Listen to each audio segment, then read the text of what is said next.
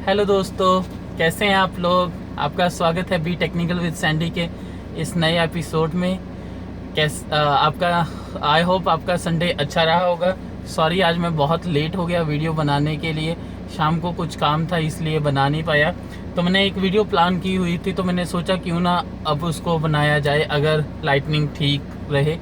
I hope कि ठीक ठाक होगी, आप मेरे को देख पा रहे होंगे। तो दोस्तों, मैं आपसे रियल टाइम माइलेज का बात करना चाहता हूँ आज डिज़ायर की, जो कि टेस्ट करने के बाद जो सामने आंकड़े आए हैं। तो सबसे पहले बात करते हैं डीजल की आपको जो है 15 से 17 के बीच में जो लोकल डिज़ायर आपको माइलेज दे सकती है। और ऑन हाईवे जो है अप टू 20 से 23 तक आराम से आपकी कार जो है माइलेज दे देगी। घबराइएगा नहीं, आगे भी बताऊंगा और अच्छी माइलेज के बारे में। पेट्रोल में जो है 12 से 15 नॉर्मल केसेस में आपको सिटी में दे सकती है, और 19-20 के 18 से 20 के अराउंड जो है वो हाईवे पे दे सकती है। लेकिन बेस्ट माइलेज जो निकाली गई है अभी तक, जो मैंने निकाली है, वो अप टू 27 से भी थोड़ा सा ऊपर जो है 27.3 जो है डीजल पे निकली, और पेट्रोल पे जो निकली वो अराउंड 23 के निकली। तो मैं आपसे यही बात करना चाहता हूँ कि हम लोग कैसे बेस्ट माइलेज अपनी कार से ले सकते हैं। तो आज इसके बारे में कुछ टिप्स एंड ट्रिक्स हैं। वैसे अगर देखा जाए तो 27 की अगर माइलेज आप अपनी डीजल कार से, या 23 की पेट्रोल कार से, वो भी 1.2 इंजन के साथ पेट्रोल में निकाल सकें, तो इससे बढ़िया तो शायद कुछ और हो नहीं सकेगा। तो चलिए बात करते हैं। सबसे पहली जो टिप्स एंड ट्रिक्स के बारे में, सबसे पहला पॉइंट है कि अपने एक्सीलरेटर को बहुत ज़्यादा मत पुश कीजिए, और ब्रेक को भी बार बार से अननेसेसरी पुश मत कीजिए। क्योंकि जब भी आप देखिए, जब आप ब्रेक लगाएंगे तो क्या है, जो एनर्जी बनी हुई है ऑलरेडी इंजन की, वो वेस्ट हो जाएगी। उसके बाद आपको दोबारा से कार को पुश करना पड़ेगा, रेस को पुश करना पड़ेगा उस एनर्जी को रिप्रोड्यूस करने के लिए, जिसमें आपका बहुत सारा फ्यूल जो खर्च हो जाएगा। इसका बेस्ट तरीका होता है कि अपनी कार को जो है 60-70 मैक्सिमम 80 तक लेके जाइए। क्योंकि आपको क्या है कि बार बार जो अगर आप 100 या 100 से ऊपर लेके जाएंगे तो आपको बार बार ब्रेक जो है पुश करनी पड़ेगी। कभी कोई कुछ आगे आ गया, कभी कोई कार स्लो जा रही है, कभी ट्रक या कुछ ऐसा। तो जब आप ब्रेक पुश करेंगे तो बाद में ऑब्वियसली आप उसको दोबारा को स्पीड को मेंटेन करने के लिए, दोबारा से उस स्पीड तक पहुंचने के लिए आपको क्या है, एक्सीलरेटर को दोबारा से पुश करना पड़ेगा, जिसमें बहुत ज़्यादा फ्यूल बर्न होता है। नंबर 2 पे बात करते हैं, मेंटेन सेम स्पीड। आप जिस स्पीड पे चला रहे हैं गाड़ी, अगर सपोज आप 70 पे चला रहे हैं तो आप उसको 70 पे ही रखिए। बहुत ज़्यादा वेरी ना करें, बहुत ज़्यादा ऊपर या नीचे मत जाने दीजिए।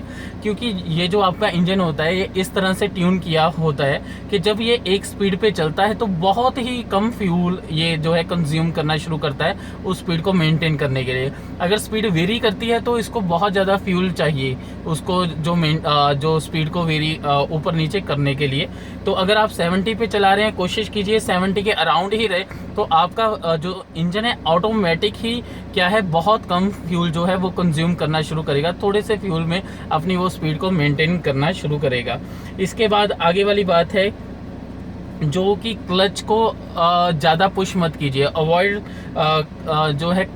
क्लच पुशिंग, एक्चुअली मैंने टाइटल इसका लिखा था। जब भी आप क्लच को पुश करते हैं, कुछ लोगों का जैसे हैबिट होता है कि वो थोड़े टाइम बाद ऐसे ही क्लच पुश कर देंगे। वो सोचेंगे अगर कार स्लो करना है तो क्लच को पुश कर दो, वो धीरे धीरे से स्लो होगा। ऐसा बिल्कुल नहीं है। आप जब भी क्लच को पुश करते हैं, आपकी जो है इंजन ने जो एनर्जी बिल्टअप की होती है वो एकदम से वेस्ट हो जाती है।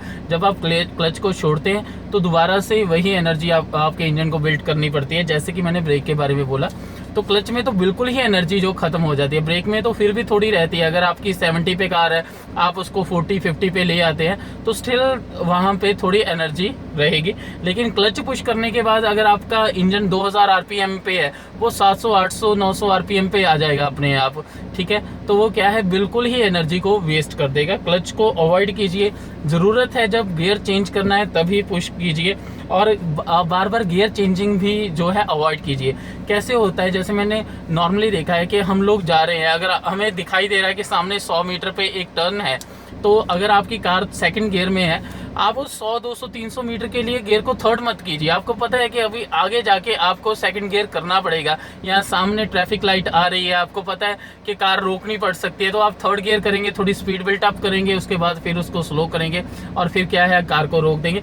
उससे भी बहुत सारी एनर्जी वेस्ट होती है। उससे क्या है कि आप जब गियर बड़ा करेंगे तो आपका आरपीएम कम होगा, फिर आप रेस को पुश करेंगे उस आरपीएम को बिल्टअप करने के लिए, ठीक है, वो जो आपकी स्पीड को बिल्टअप करने के लिए, एनर्जी को आप बढ़ाने के लिए जो है रेस को देंगे, जिससे क्या होगा कि आपकी जो फ्यूल की कंजप्शन बहुत ज़्यादा बढ़ जाएगी। सो थोड़ी थोड़ी डिस्टेंस पर अगर आपको दिखाई दे रहा है कि आपको गाड़ी रोकनी है या स्लो करनी है, तो अपने गियर चेंजिंग को अवॉइड कीजिए। उसके बाद है बेस्ट माइलेज कौन से आरपीएम पे निकलती है, जो कि मैंने देखा है 1200 कम से कम डीजल में और 1700 ज़्यादा से ज़्यादा। कोशिश कीजिए अपनी कार को 1200 से 1700 में रखने के लिए। इसमें भी जो बिल्कुल बेस्ट है वो 1500 है, 1500 के नज़दीक रखिए। जब आपकी कार 1200 से नीचे आ रही है तो कोशिश कर लीजिए गियर वहाँ पे चेंज करने के लिए, ठीक है। जब आपकी गाड़ी जो है 1500 1600 1700 जो है बढ़ती जा रही है, जैसे 1600 से बढ़ रही है 1700 के पास जा रही है, तो क्या है अपना गियर जो है वो बड़ा कर लीजिए। और आपके 5वें गियर में जो है आप उसको क्या है 1700 से पार होने मत दीजिएगा। 1700 जो है आपको 80 की स्पीड जो है ऑलमोस्ट दे देगा। तो गाड़ी को कोशिश कीजिए 70 से 80 पर रखने की, जो पेट्रोल डीजल इंजन है। और पेट्रोल में आपका जो बेस्ट बैंड है वो 1000 से लेके 2000 तक है। 2000 की जो आरपीएम है वो लगभग आपको 70 के नज़दीक जो है स्पीड दे देगा। अगर आप 2000 को पार करते हैं तो उसके बाद क्या है इंजन को काफ़ी ज़्यादा जो है फ्यूल कंज्यूम करना पड़ता है उसको जो है स्पीड को पाने के लिए और उसको मेंटेन रखने के लिए। तो डीजल में कोशिश कीजिए 1700 और पेट्रोल में कोशिश कीजिए जो है वो 2000 है। और कम से कम डीजल में जो है 1200 और पेट्रोल में जो है 1000। इससे नीचे अगर जाने देंगे तो फिर से बहुत ज़्यादा फ्यूल कंजप्शन स्टार्ट हो जाती है, ठीक है दोस्तों। इससे आगे बात करते हैं आगे वाली चीज़, विंडो के बारे में काफ़ी मिथ्स हैं कि एसी बंद कर दो हाईवे पे, विंडोज़ को खोलो, इससे क्या होता है कि जो एवरेज बढ़ती है। देखिए ऐसा है, अगर तो गर्मी है, ठीक है, अगर गर्मी है और आपने विंडोज़ खोलनी है, उससे बढ़िया है कि आप एसी चला लीजिए। क्या होता है कि जब आपकी गाड़ी 70 पे जाएगी 80 पे जाएगी तो एयर प्रेशर बहुत ज़्यादा बढ़ जाता है कार के अंदर। तो एयर क्या है कार को पीछे को पुश करती है, कार आगे को जाने की कोशिश करती है। इसमें क्या है आपका फ्यूल काफ़ी ज़्यादा लग जाता है। तो बढ़िया ये है, देखिए फ्यूल ऑलमोस्ट उतना ही आप विंडो खोल के भी लगाएंगे। बढ़िया है एसी चलाइए आराम से, मतलब अच्छे माहौल में गाड़ी को आराम से आप ताकि चला सकें। क्योंकि अगर आप उतना ही फ्यूल दे रहे हैं तो क्यों ना एसी का फ़ायदा उठाया जाए। और एसी में इवन आप क्या है जो अगर आपकी कार में क्लाइमेट कंट्रोल है तो उसको क्या है धीरे धीरे 24 पर सेट कर दीजिए। उससे क्या है आपको डिसेंट कूलिंग मिलेगी और फ्यूल कंजप्शन भी बहुत कम होगी। अगर आपके पास मैनुअल वाला है एसी है तो इसका जो ब्लू वाला बैंड है जहाँ से स्टार्ट होता है वहाँ से आप क्या करिए इसको उसके पास रखिए, बिल्कुल नीचे तक मत लेके आइए। ऐसे क्लाइमेट कंट्रोल में बिल्कुल लोएस्ट पर 18 पर ऐसे मत रखिए। अगर स्टार्टिंग में आप गाड़ी में जब आके बैठे हैं बहुत गर्मी है अंदर तो आप बेशक रखिए, लेकिन थोड़े टाइम बाद क्या है हाईवे पे जाते हुए लॉन्ग रन पे आप उसको 24 या ब्लू बैंड की स्टार्टिंग में जो है लाइन की स्टार्टिंग में उसको ले आइए। इससे क्या है आपकी गाड़ी जो है विंडो खोलने से ज़्यादा माइलेज देगी और आपको एसी का सुकून भी इसके साथ मिलेगा। इसके आगे वाली बात है जो वो है, अगर छोटे ट्रिप्स पे आप जा रहे हैं, लोकल कार चला रहे हैं या हाईवे पे बहुत दूर नहीं जाना, तो अवॉइड कीजिए टंकी को फुल कराने के लिए। क्योंकि देखिए आपने अगर 10 12 15 किलोमीटर जाना है तो आपको फुल टंकी की ज़रूरत नहीं है। नॉर्मली क्या करिए अपनी टैंक को हाफ तक ही भरवाइए। क्योंकि क्या होता है कि अननेसेसरी कार का जो वेट वो बढ़ता है। अगर आपकी जैसे डिज़ायर में 37 लीटर्स की है तो आप 10 15 20 लीटर भी अगर डलवाएंगे तो अच्छा रहेगा। अदरवाइज़ जो बाकी का जो डीजल का वेट है वो अननेसेसरी कार को कैरी करना पड़ेगा, जो एक चीज़ जो कि उसकी एक्चुअल में माइलेज को कम करेगा। ऐसी ही अपनी कार में अननेसेसरी लोड मत रखिए। अगर आपके बूट में अननेसेसरी सामान पड़ा हुआ है, काफ़ी चीज़ें पड़ी रहती हैं जो कि आपको ज़रूरत नहीं है, उनको निकाल के रख दीजिए, ठीक है। क्योंकि क्या है जितना भी लोड आपकी गाड़ी में आप ज़्यादा डालेंगे वो क्या है उसके माइलेज को कॉम्प्रोमाइज़ करेगा, उसकी माइलेज को कम ही करेगा, उसको जो डीजल या पेट्रोल को ज़्यादा यूज़ करेगा, ठीक है दोस्तों। अच्छा, इसके बाद है पेट्रोल पंप। पेट्रोल पंप एक बहुत ही बड़ा जो है इस काम में ना रोल प्ले करता है। देखिए क्या होता है कि अपने सिटी के पेट्रोल पंप्स को आप टेस्ट करके रखिए। जैसे क्या है, हमारे शहर में नज़दीक जो 5-6 पेट्रोल पंप हैं, तो मैंने क्या किया हुआ है कि एक बार सबसे डीजल या अपनी बाइक्स में पेट्रोल डलवा के देखा, तो मुझे जो बेस्ट लगा, मुझे जिसमें लगा कि बेस्ट माइलेज मिलती है, तो मैं उससे फ्यूल डलवाता हूँ। ठीक है। दूसरी बात यह है कि एक ही पेट्रोल पंप पे लॉन्ग टर्म स्टिक मत रहिए। ऐसा ना हो कि उसकी जो फ्यूल क्वालिटी में थोड़ा कॉम्प्रोमाइज़ हो, तो वो क्या है आपको पता ना चले। अच्छा, इसके बाद है एक जो आपने देखा होगा, हाई स्पीड फ्यूल्स काफ़ी कंपनी सेल करती हैं कि इससे माइलेज बढ़ती है, ये है वो है। एक्चुअल में ऐसा नहीं है दोस्तों। हाई स्पीड फ्यूल को बिल्कुल मत यूज़ कीजिए।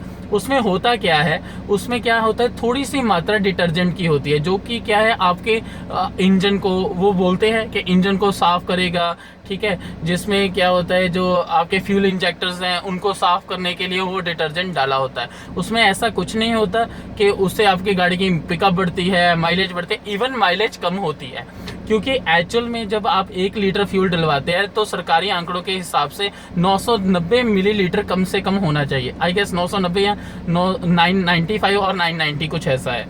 तो उसमें क्या होता है, 15 जो ml या 20 ml जो है वो डिटर्जेंट डाल देते हैं। तो अगर 990 अगर होगा, तो उसमें 20 ml डिटर्जेंट आ गया, तो एक्चुअल में उसकी जो क्वांटिटी है वो 970 रहेगी, जिसकी वजह से आपकी जो है एवरेज वो कम होगी, ना कि बढ़ेगी। और ऊपर से आप 2-3 रुपये उसके एक्स्ट्रा भी पे कर रहे हैं डीजल और पेट्रोल के लिए, तो उसको बिल्कुल अवॉइड कीजिए। मैं कभी अपनी बाइक या कार में वो नहीं डलवाता।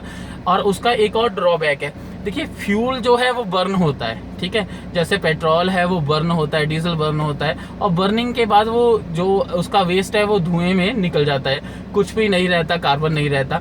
लेकिन जो डिटर्जेंट बर्न होता है उसका कार्बन जो है वो नहीं निकल पाता। वो क्या है, वो पिस्टन्स में, ठीक है, वो जम जाता है। आपके जो वो होते हैं स्पार्क प्लग, उनके ऊपर वो कार्बन आ जाता है। धीरे धीरे से क्या है, वो आपकी गाड़ी क्या है को प्रॉब्लम क्रिएट करना शुरू कर देता है। वो पिकअप में प्रॉब्लम आने लगती है, माइलेज में प्रॉब्लम आने लगती है। तो हाई स्पीड फ्यूल एक्चुअल में क्या है, आपके लिए प्रॉब्लम का कारण है। आप ज़्यादा पैसा दे रहे हैं और मुसीबत को मोड़ ले रहे हैं, तो उसको भी अवॉइड कीजिए। ठीक है।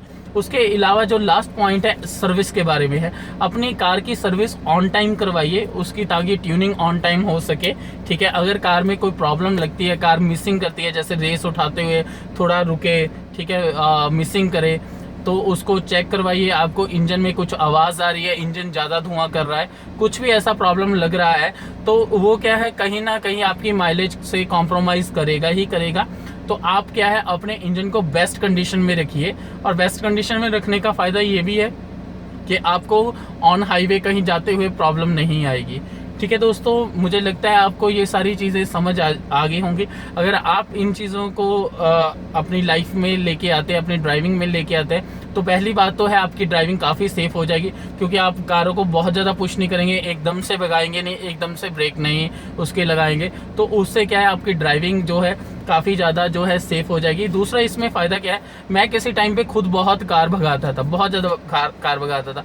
तो क्या है, 1-2 घंटे कार चलाने के बाद मैं बहुत थका थका फील करता था, ब्रेन जो है वो अपसेट हो जाता था, क्योंकि बहुत सारी कैलकुलेशन स्पीड पे करनी पड़ती है। जब 100+ जाते हैं तो ब्रेन बहुत ज़्यादा यूज़ होता है कार को चलाने के लिए। 70-80 पे आप बहुत रिलैक्स फील करेंगे। आप लॉन्ग टर्म मतलब लंबे टाइम पे भी कार चलाएंगे, 4-5 घंटे भी चलाएंगे, तो आप थका हुआ फील नहीं करेंगे। एक और ये फ़ायदा है। और आपकी पॉकेट, जो आपका पैसा है वो बहुत इंपॉर्टेंट है, जो कि आप ऐसा करने से बचा रहे हैं, अपने इंजन की लाइफ को भी बढ़ा रहे हैं, क्योंकि कार पुश नहीं हो रही, इंजन का ज़्यादा जोर नहीं लग रहा। ठीक है। और एसी का भी आनंद इसके साथ आप उठा रहे हैं। थैंक यू दोस्तों इस वीडियो को देखने के लिए। अगर आपका कोई भी इसमें सुझाव हो, या फिर आपको कोई चीज़ आप पूछना चाहते हो, आपका कोई क्वेश्चन हो, तो वो प्लीज़ कमेंट बॉक्स में लिख दीजिएगा। मैं जल्दी से जल्दी रिप्लाई करने की कोशिश करूँगा। थैंक यू दोस्तों, आपका जो समय शुभ रहे। Have a good night, bye.